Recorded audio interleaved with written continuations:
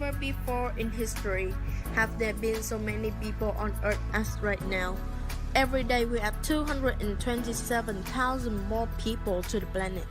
It is predicted that the human population will surpass 11 billion by the end of the century. Our planet can sustain such a thing. In some countries, forced sterilization has been used as a method to control population growth, and the outcome has been very successful. But is this the ethically and morally correct way? Today, let's talk about forced sterilization. Is it the right solution, and about all the choices that we have? Let's look at some facts. In 1950, 5 years after the founding of the United Nations, the world population was estimated at around 2.6 billion people. In October of 2011, the global population was estimated to be 7 billion. This dramatic growth has been driven largely by increasing numbers of people surviving to reproductive age, and has been accompanied by major change in fertility rate, increasing urbanization, and accelerating migration. We can see that things need to be done before the Earth resource is tapped out. Some country has chosen forced sterilization to be the go-to method. So what exactly is it? A government mandate program to involuntarily sterilize a specific group of people.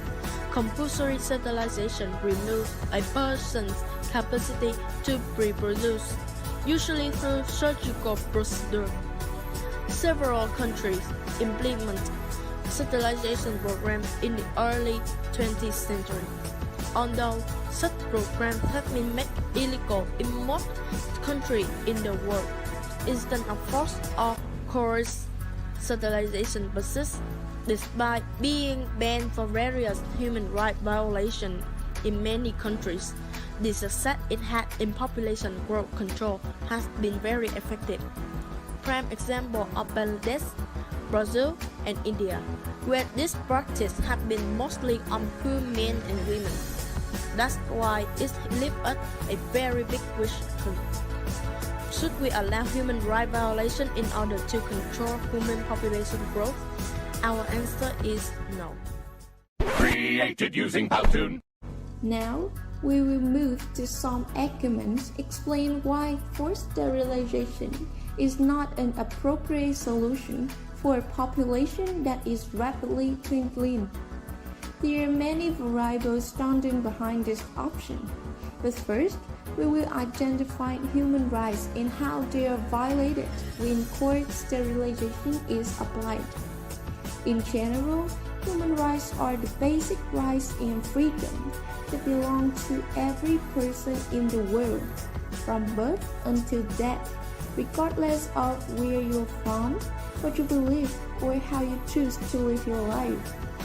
In such instances, sterilization appears to be a serious violation of human reproductive rights, which are a set of human rights that relate to sexual and reproductive health. Reproductive rights can be classified into three categories: rights to reproductive self-determination, rights to sexual and reproductive health services, information and education. Finally, rights to equality and non-discrimination. However, compulsory sterilization did not follow the previous rights. Some people who wanted fertility were sterilized without their knowledge or agreement, while others who chose to limit their family size were denied sterilization. Furthermore, when conducted without informed permission, sterilization breaches an individual's rights to dignity, human treatment, health, family, information, privacy, and the freedom to choose the number and spacing of children, among other things. Many cases of forced sterilization have been recorded throughout history around the world. According to statistics, women, the LGBT community, and the disabled are the three most common victims of this tragedy. To begin with women, between 1996 and 2000, under the administration of Alberto Fujimori, at least 200,000 sterilizations were performed in Peru. Poor and often illiterate women from the Quechua and Aymara indigenous ethnic group were the majority of the victims. In October 1998, 60 Minutes broadcast a television report on the American medical establishment, revealing how Queen Marine, a medicine that permanently sterilized women, were implanted on the uteri of over 100,000 women at the initial service of 2 U.S. doctors without any testing for adverse effects. The physicians agreed that they were performing a social duty for their country by tackling the third world population expansion issue. State intervention for fertility control in India began under the pressure of aid-giving agencies such as the World Bank. Finally, the disabled are the ones who are subject to this terrible abuse. It is thought that those who are born with a handicap will have an atypical child. As an outcome, they are not allowed to reproduce and are sterilized because they are ill.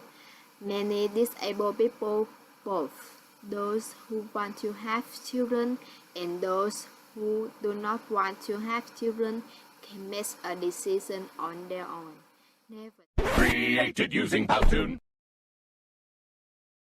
As forced sterilization is a contraceptive procedure which is surgically intervened, it raises certain concerns. The victim's physical health is considered to be injured the most as a result of this method. Coerced sterilization is done involuntarily and compulsorily, notwithstanding the risk it can pose, notably to women. Despite the fact that sterilization can be performed on both men and women, it is more dangerous for women. Sterilization is a permanent approach of contraception that prevents women from having children. Some tubal ligations result in spontaneous birth control failure after sterilization. At that time, the risk of an ectopic pregnancy is very high, putting both the woman and the baby in danger. There are other severe physical health problems that are consequent of the sterilization can be mentioned.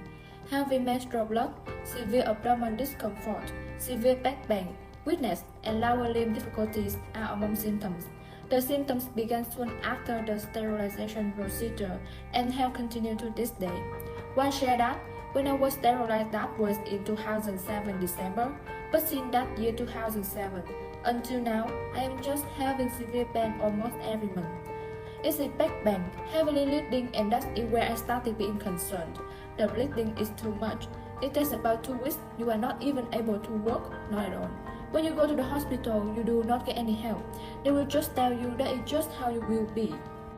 In addition to the physical anguish that the victims is in, the loss of the ability to have a child, or the right to make their own decisions, may make them suffer a terrible time dealing with mental health issues.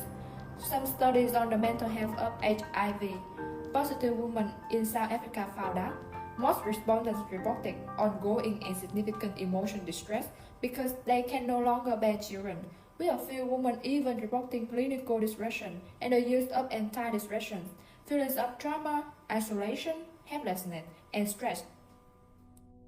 A significant question mark has been raised since this strategy was introduced, as we all know that women are the major target of compulsory sterilization. Does it mean that women are being treated unfairly and are in a low position in modern society at that time? Will they still be able to live a long life after being sterilized, or do they have to face the scrutiny of the family and society? Women living with HIV who were subjected to involuntary sterilization in South Africa stated that they were psychologically and physically harmed, as well as their relationship with partners, families, and the wider society. Broken marriages, reduced marriage possibilities, fear of losing relationships, discrimination, victimization, and gender-based violence are all the consequence of the inability to produce children. In patriarchal societies, where a woman's worth is determined by her capacity to carry children, the social-cultural implications of sterilization can be severe. Female sterilization violates decision-making structural norms and frequently results in gender-based violence. If a woman marries again after sterilization, Her new husband made her satisfied with her inability to bear his children, resulting in marital strife. Besides the social problems, we have to deal with a bigger consequence of forced sterilization. Because this strategy regulates the population, it also limits the number of workers. This can lead to a direct negative impact on the country's economy. If the population continues to decline at this rate, the country will face an elderly population in the future. The number of retired seniors will thus account for a larger proportion of the entire population than those of working age. As a result, new economic concerns will emerge. Personal taxes will rise in order to earn enough money to compensate for those who must retire, replacing younger people in a financial bind. Then we will discuss some feasible plans to deal with overpopulation. First and foremost, we must place a high priority on community awareness. Education on sex, sexuality, and pregnancy should be publicly available. As a result, both men and women will have a greater understanding of postpartum health and how to care for themselves and their children. Allow them to make the best decision possible. Educate individuals about family planning, include population growth and family planning into high school and college political and economic curriculum. The Population Media Center in the United States was invented in order to reach out to women. Its radio soap operas would provide regionally unique storylines about reproductive difficulty have reached up to 500 million people in 50 countries. The researcher Metellus Institute found that on average, uneducated men and women gave birth to almost 7 children. For better educated, the numbers were about 4. Education leads to lower birth rate and slow population growth, he says. This makes it easier for countries to develop. A more educated workforce also makes poverty eradication and economic growth easier to achieve. Fertility may have a direct and immediate influence when population education activities are connected to community engagement efforts. State and non-profit resources in India, for Maharashtra's Plan for Women's Development Plans for Women of Reproductive Age, which aim to influence fertility behavior and enhance the quality of life. The goal was to raise the population's knowledge and comprehension of socio-economic development, family health, family and community life, and civic obligations that benefit the individual, family, community, and society. Critical thinking ability, as well as understanding of primary health care for women, children, and families were established. This includes information on mother and child care, personal and social cleanliness, and the value of education and literacy for women. First, anyone, anywhere, always lady first. Women must have a right to decide everything, especially when it comes to motherhood. Paying attention to women's needs is undeniably one of the most effective ways to empower women. To begin, they have to be well informed about reproductive and contraceptive options. According to a Guttmacher Institute survey, 215 million women throughout the world designed to choose when and where they give birth, but they have lacked access to efficient contraceptive techniques. Besides providing voluntary family planning tools and education, in addition to lowering maternal mortality, it allows young women to avoid early pregnancy, allows more girls to stay in school longer, allows women to have fewer and healthier children, and helps break the intergenerational circle of poverty. It would also prevent HIV transmissions, encourage women to engage in community-based income-generating activities, and promote environmental sustainability. Secondly, child marriage must be addressed in developing nations. Rebecca Gyumi, a representative example from Tanzania, is likewise striving to eliminate child marriage. The lawyer and convention for girls' rights petitioned the government to end child marriage for girls under the age of 18 and was successful.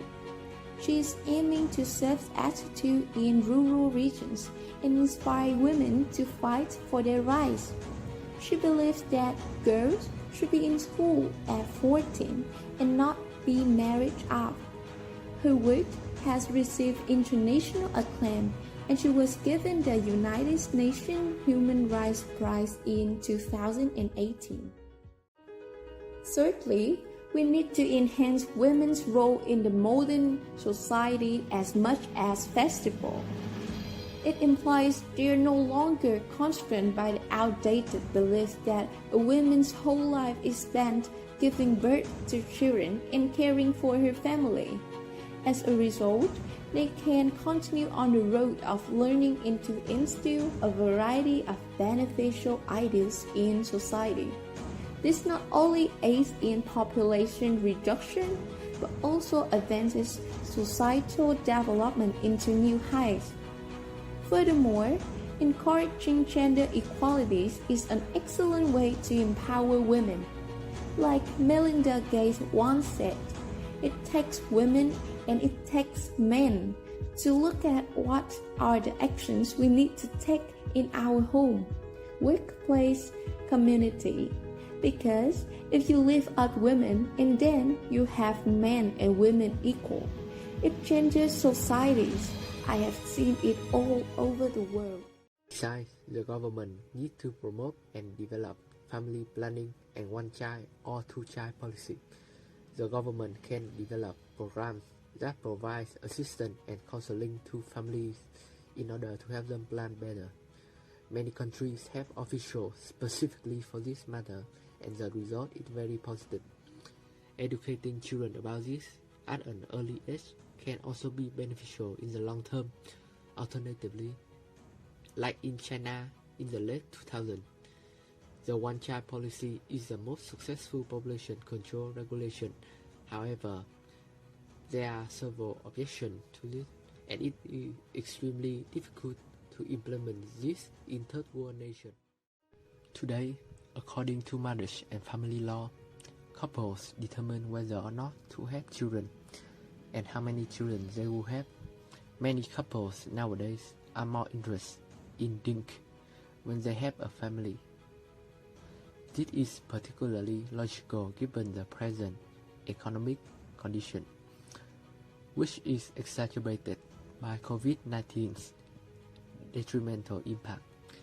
The slang expression means dual income, no kids, also known DINK, refer to a home with two incomes but no children.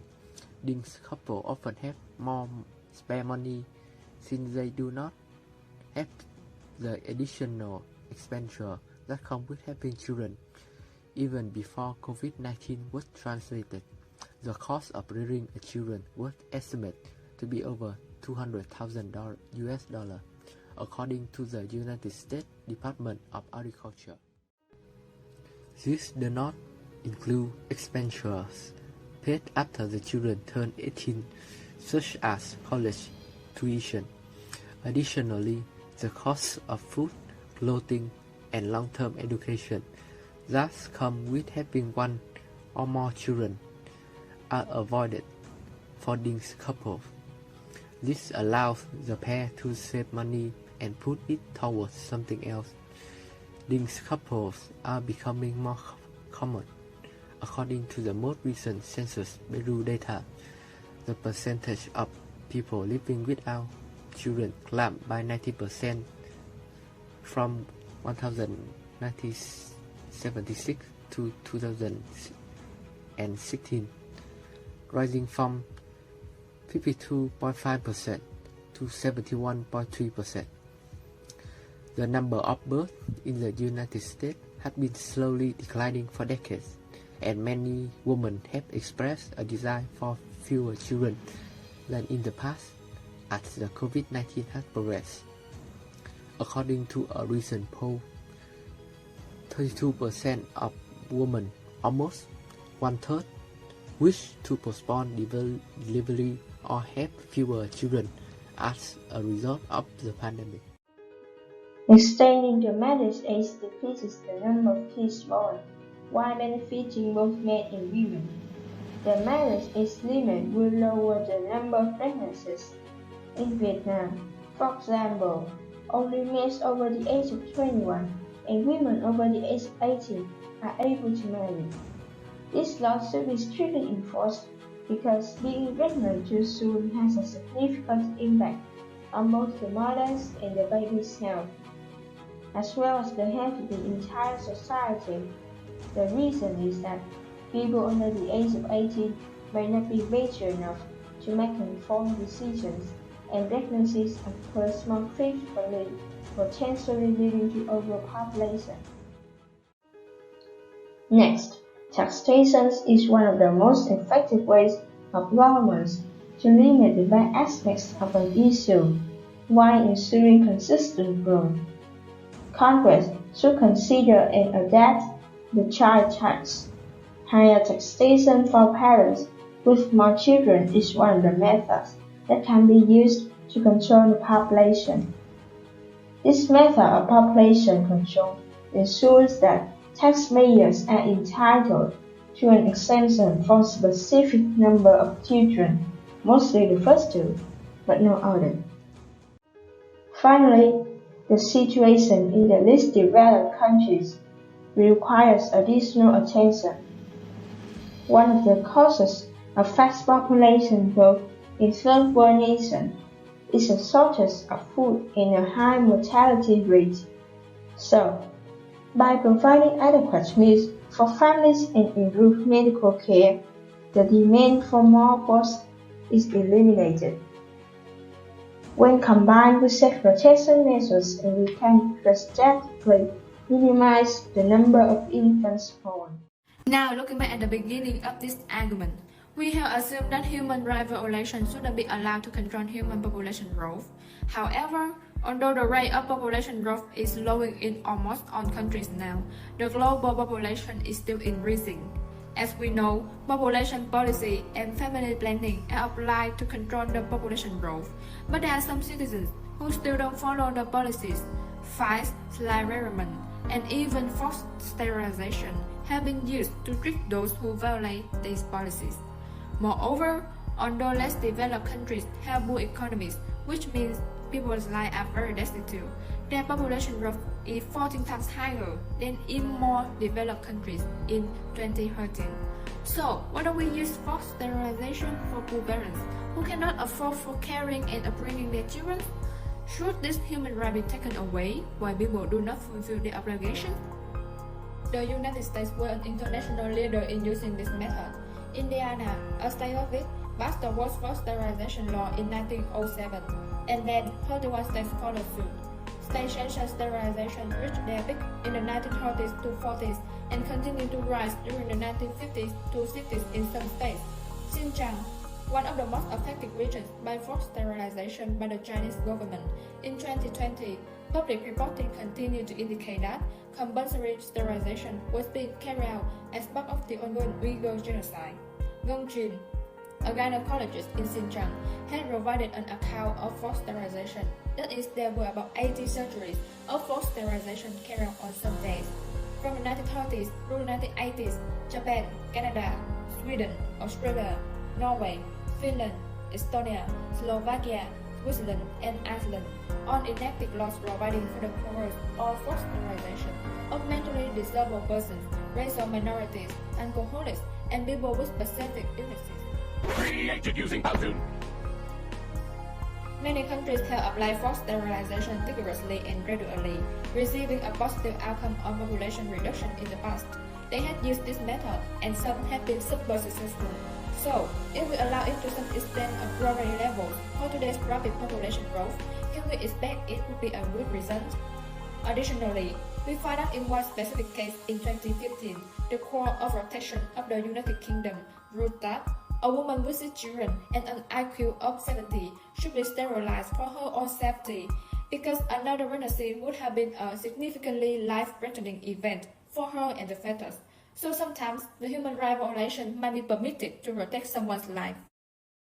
But if we accept forced sterilization, to what extent do we allow it to be used on our people? Firstly, I would say that this method is being used as a punishment for prisoners, especially racists. There are 3 countries that punish rapists through castration, include Indonesia, the Czech Republic, and Ukraine. This country has passed a law authorizing chemical castration following a number of high-profile cases of sexual harassment or sexual assault. Now, going back to the early 20th century, one plan called Eugene Programs took place in 32 states of the U.S. Eugenic program was used as a means of controlling undesirable population, immigrants, people of color, poor people, unmarried mother, the disabled, and the mentally ill. Many sterilization advocates view reproductive surgery as a necessary public health intervention that would protect society from the deteriorations and the social and economic costs of managing degenerate stock. Some prominent scholars continue to support eugenics after the war. In 1963, the Cuba Foundation convened a conference in London titled Man and His Future, in which three prominent biologists and Nobel laureates Hermann Muller, Joshua Lederberg, and Francis Crick raised their voice to support the theory of birth preference. A few countries such as Sweden and the Canadian province of Alberta still maintain large-scale birth preference programs, which include individual production groups with failed minds and many different methods going back to the 1970s.